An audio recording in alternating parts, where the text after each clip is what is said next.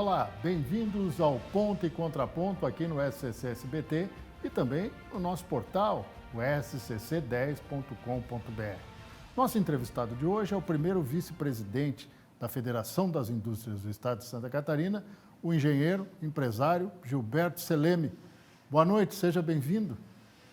Boa noite, Roberto. Para mim é uma satisfação estar aqui nesse programa Ponto Contra Ponto, dialogando contigo, trocando algumas informações, algumas ideias. Pois é, todos os empresários que passaram por aqui passaram por uma espécie de batismo.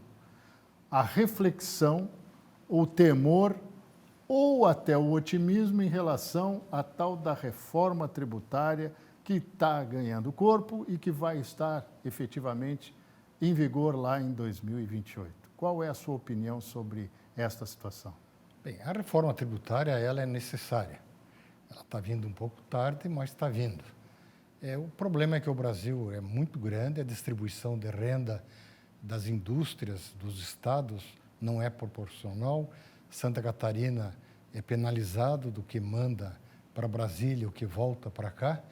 Mas a reforma, como nós somos um estado, vamos dizer, exportador, nós não somos consumidor, nós temos um receio de uma penalização nos impostos que ele seja gerado no consumo. Então, a gente está muito antenado ali, falando com os parlamentares, tudo, para não penalizar Santa Catarina, não penalizar a indústria de Santa Catarina com essa reforma. E que Santa Catarina tenha o lugar merecido pelo que ela produz.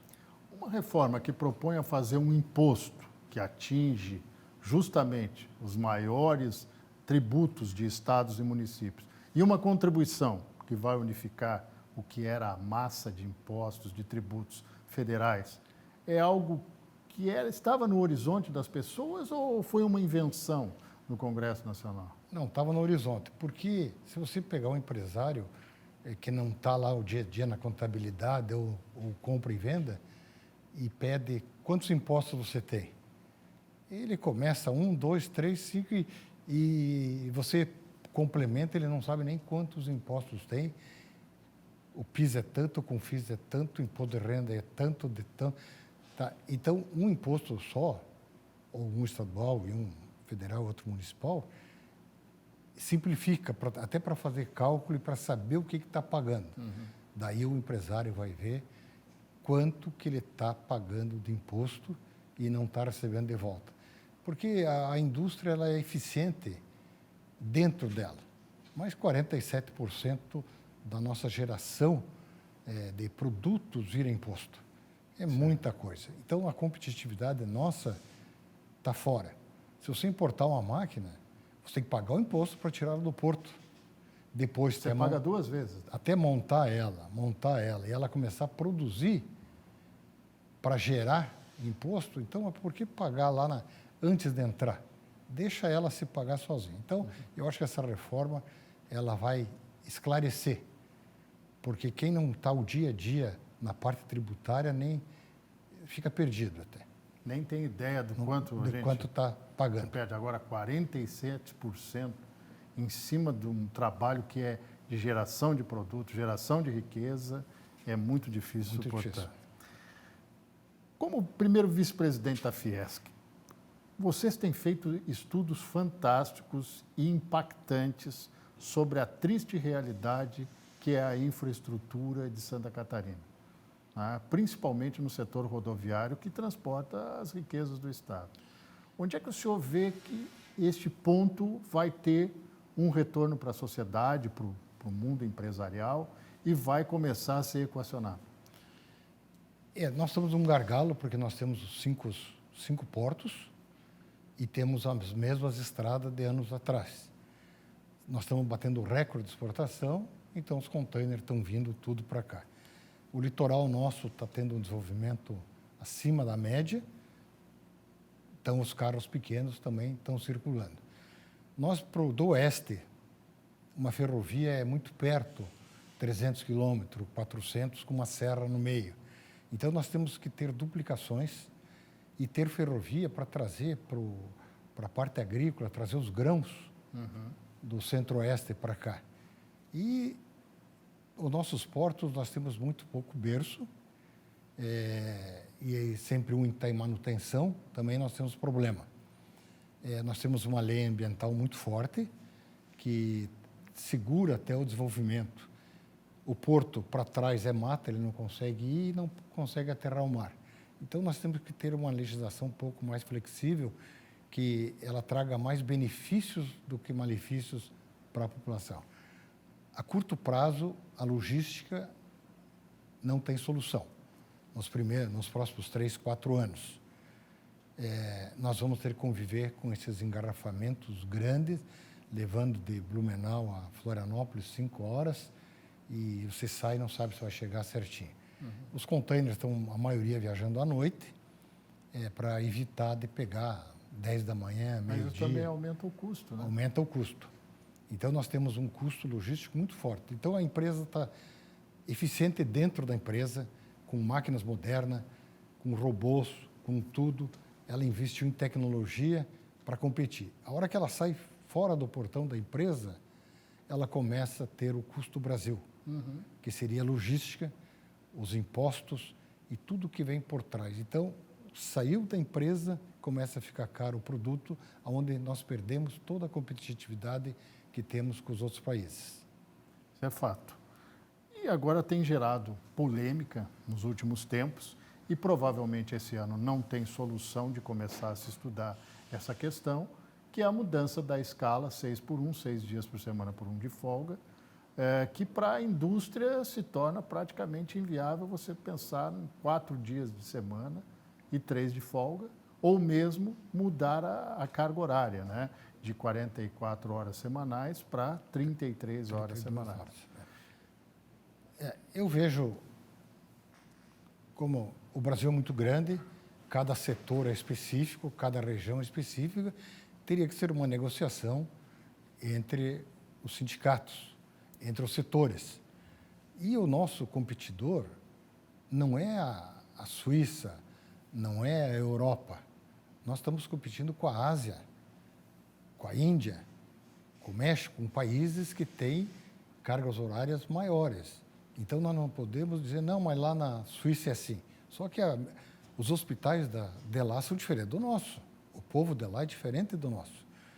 Se nós, com 44 horas semanais, temos dificuldade em mão de obra, se baixar para 32, 4 dias por semana, 8 horas, não tem mão de obra. E com isso aí vai encarecer o produto. Então, o meu trabalhador, ele vai trabalhar menos e vai ganhar igual. Mas a hora que ele for para o serviço, for para o mercado, for para o posto de gasolina, que eles vão ter que contratar mais gente, ele vai pagar mais caro lá. Sim. Então, ele vai trabalhar menos, ganhar igual, mas vai gastar mais para viver. Daí vem o trabalho informal. Começa a querer fazer bico, daí tem um acidente, vai trazer dentro para a indústria. Eu acredito que nós temos que ter uma solução, deixar quem quer trabalhar para ter uma qualidade de vida melhor, mas não numa redução de mais de 25% numa vez só. Não tem como repassar esse custo. Não, mas contrata mais. Não tem mão de obra especializada no mercado. Até o próprio ministro Luiz Marinho, que é um sindicalista histórico, disse que ele gostaria de ver esse assunto tratado nos acordos coletivos de cada segmento da economia. Sim. E não exatamente uma legislação que impusesse, como se colocasse uma espada na cabeça. Não, tem que fazer e tem que ser assim. Então, eu acho que vai ter muita negociação, ideias de muitos governadores, políticos, tudo, se posicionar, e vamos chegar num. Mas 4-3, não, eu acho que não emplaca. Que é hoje uma realidade que existe no Reino Unido, em alguns lugares. Reino Unido, como o senhor citou, na Suíça, na Alemanha também. Lembrando que o profissional médio na Alemanha já trabalha 4 horas por dia, né? Já é uma questão histórica lá, já não é uma questão. Em compensação, a produtividade é maior que a nossa. O cara na Alemanha com 4 horas, com tudo aqueles robôs em volta dele, ele produz mais do que nós com 8 horas aqui, lógico. E não tem uma população do tamanho da nossa, né? Também tem essa vantagem. Bom, nós vamos para um rápido intervalo, presidente, E daqui a pouco nós vamos falar sobre 2 assuntos interessantes. Primeiro, essa aproximação da Fiesc Santa Catarina Day, que agora chegou ao Chile, e lembrar do corredor bioceânico, e também a integração na prática da indústria com a academia, com a universidade, com a escola. A gente faz um rápido intervalo e já volta. Até já.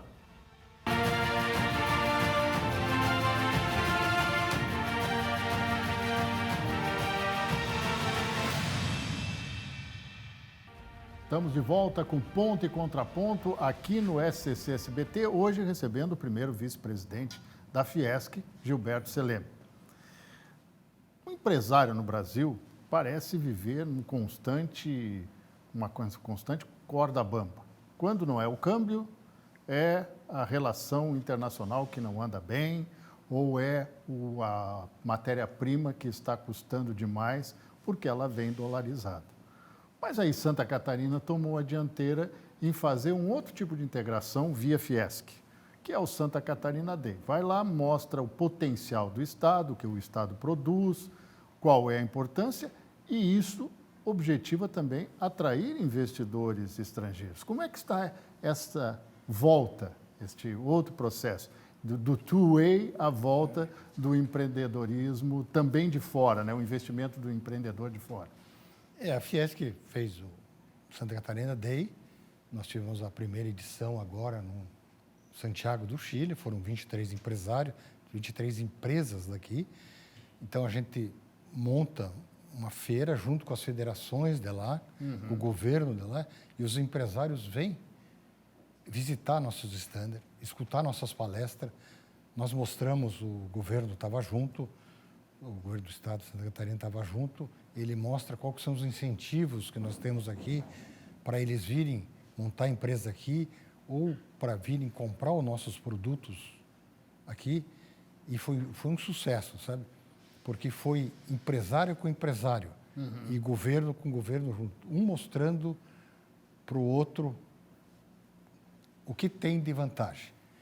Já até ontem nós já tínhamos mais de 2 milhões de dólares de negócios ali, rápidos, e já temos um projeto de fazer alguma nos Estados Unidos. Uma nos Estados Unidos, que é o maior comprador nosso de produtos manufaturados, né? Porque você pega a China, ela compra, mas não produtos... Commodity, né? Muita commodities, mas os Estados Unidos não, ele está comprando manufatura. Ou semi-acabado, vamos dizer assim, para terminarem lá. A avaliação total não temos, mas os números que nós temos vai ser repetido.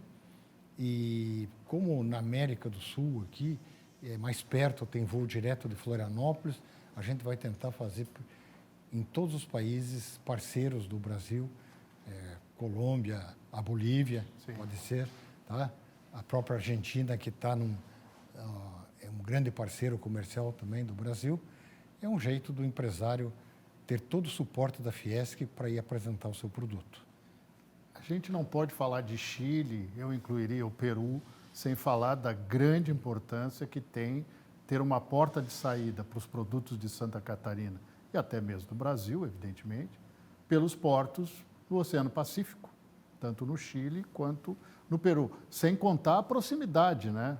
Diminui o custo com a Oceania, com a Ásia e até mesmo com a costa oeste norte-americana.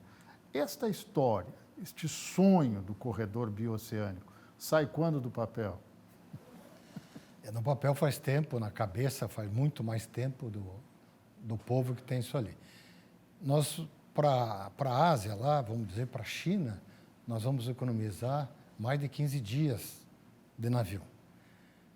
Os navios para a costa oeste dos Estados Unidos, que são os de 400 metros, que no canal do Panamá tem problema, sim, eles conseguem baratear. São navios modernos que gastam menos combustível por tonelada que leva do que os atuais.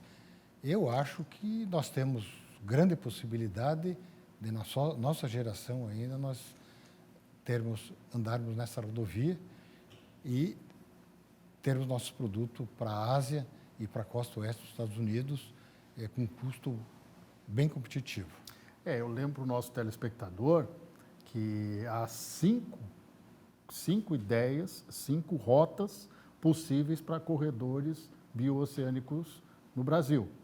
2 saem do norte e do nordeste, uma do centro-oeste, a outra do sul em direção ao centro-oeste e uma aqui do sul, que passaria pela Serra da Rocinha, no sul de Santa Catarina, BR-285, se juntaria à rodovia que existe no Rio Grande do Sul, cortaria a Argentina e chegaria ao Chile. Então, quer dizer, nós temos aí alternativas para que isso ocorra e vamos torcer realmente. Eu gostei dessa questão geracional. Tomara que sim. Eu acho que... Porque o Centro-Oeste é alimentos. Então, e o grande consumidor dos nossos alimentos, da soja principalmente, é a China, né? Então, acho que essas 5 rotas, como tu falou, elas praticamente já têm, mas não tem asfalto, falta ponte. A China está comprando até gergelim do Brasil, assinou o convênio com... Porque nós temos que ver o seguinte, nós temos que ter uma segurança alimentar e uma segurança energética, né? E eu acho que o Brasil tem tudo isso aí para oferecer para o mundo. Energia limpa. Energia limpa e alimentar, né? Sim. E nós, para levar para a China, nós não temos o problema do Golfo, os Golfos, aqueles terroristas que estão com drone em navio, tudo.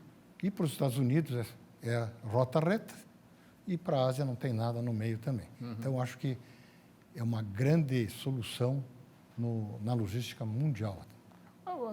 Introduzir um outro assunto que foi tema até recentemente do G20, do encontro das 20 maiores economias aqui no Brasil, a gente também pensar que um dia sai esse acordo entre o Mercosul e a União Europeia, né? Mesmo que a França não queira, né? E agora eles estão colocando que a França pode ficar sozinha no processo, porque se a maioria votar a favor, ela fica isolada. Há uma perspectiva boa também para a produção catarinense nesse contexto, ou a gente vai ficar ainda nas commodities, alimentos, carnes, enfim? É porque você produzir na Europa certas manufaturas, ela se torna muito cara. Então, nós vamos vender, que nós temos a matéria-prima aqui. Nós vamos só agregar um valor e levar. Senão, eles vão ter que levar a matéria-prima e fazer lá. E lá é muito caro essa industrialização. A gente fala, quando a gente fala, e o senhor citou ainda há pouco, quando do Santa Catarina Day, o fato de Santa Catarina mostrar lá para os empresários chilenos a questão dos incentivos fiscais, do que ela pode oferecer para atrair o investidor aqui. Qual é a relevância ainda do incentivo fiscal para a indústria de Santa Catarina? A indústria tem que ser competitiva. Se algum lugar tem, porque a Zona Franca de Manaus tem vários incentivos, mas tem que pegar a matéria-prima aqui do Sul, levar lá, fazer lá e trazer. Olha o custo logístico que tem isso ali. Então, o Estado tem que dar para a empresa, dar alavancagem para ela com alguns incentivos, porque se não der o incentivo, ele não vai ter o imposto daqui a 10 anos. Certo. Então, dá 10 anos sem imposto, ou 5, alguma, depois ela vai gerar imposto. Mas em volta dela, olha o movimento econômico que acontece. Então, eu acho que eu sou a favor dos incentivos. Não seria uma renúncia fiscal, seria uma postergação de pagar os impostos. Gilberto Seleme, quando a gente pensa no empresário, Gilberto Seleme, a gente esquece que ele tem toda uma lógica de desenvolvimento da vida empresarial dele voltada para um segmento importantíssimo, que é a academia, é a universidade. E isso o senhor consegue fazer como poucos lá em Caçador, na sua terra natal. Qual é essa relevância da indústria estar junto com a academia, não só na criação, no desenvolvimento da nova mão de obra, mas na questão específica de uma trabalhar junto com a outra? Veja bem, eu fui presidente da Uniarp, eu fui do conselho da UNC, sempre meu pai foi presidente também. Reter os talentos. Primeiro, vamos reter os talentos. Senão a pessoa passa no vestibular em Florianópolis, não volta mais para lá. Ele faz engenharia aqui, casa aqui, monta empresa aqui, então nossos talentos estavam indo embora. Então nós, com os empresários, tudo, investimos o governo investiu na nossa universidade. Então, hoje nós temos 27 cursos, nós temos doutorado, temos pós-graduação, temos medicina, forma a primeira turma de medicina agora. A cidade é outra. A universidade trouxe até a parte de aluguéis, tudo mexeu com a cidade. E o mesmo grupo de empresários estão dentro do hospital. Então, a academia, com a Fiesc, com a saúde, com o hospital, com os bombeiros. Então, o empresariado ele tem uma importância relevante no desenvolvimento da comunidade. É onde que ele vive, é onde que ele tem os negócios dele, é onde que os trabalhadores, os colegas de trabalho dele moram. Nós temos que dar qualidade de vida para esse pessoal. E os nossos talentos estão ficando lá. Muito obrigado pela sua presença, né? O senhor que faz parte da atual gestão, tem eleição agora em junho do ano que vem, né? E depois a posse da nova diretoria em agosto, mas é uma gestão exitosa, né, presidente? O presidente Mário fez uma gestão, nós estamos juntos ali, tudo planejado, tudo onde tem demanda, nós estamos tentando com o SESI e Senai e defendendo o interesse da indústria, que é o dia inteiro o industrial está sendo massacrado e a Fiesc é o escudo do empresário. E nós retornamos na próxima semana com mais um Ponto e Contraponto. Um grande abraço e até lá.